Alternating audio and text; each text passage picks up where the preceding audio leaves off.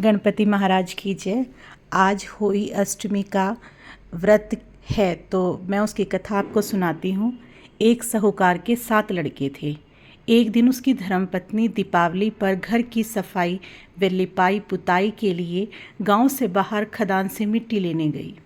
मिट्टी खोदते खोदते कुदाल सही की माद में बैठे उसके बच्चे पर जा लगी और वह तुरंत ही मर गया। साहूकार की पत्नी बहुत दुखी हुई, किंतु क्या करती बेचारी। यह सब अनजाने में हुआ था। मरे हुए बच्चे का पश्चाताप करती हुई वह घर चली आई।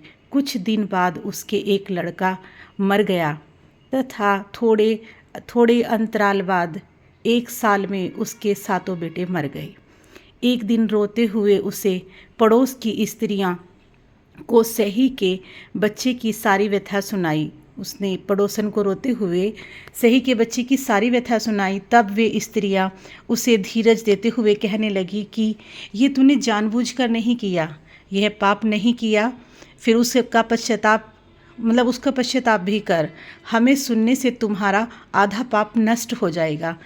जो तू हमें सुनाएगी तो तुम्हारा आधा पाप नष्ट हो जाएगा।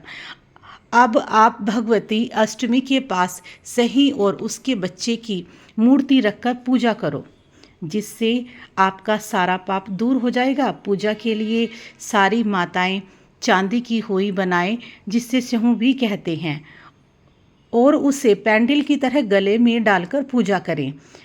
उस स्त्री ने ऐसा ही किया और आगामी कार्तिक कृष्ण अष्टमी से लगातार इसी भांति व्रत करती रही।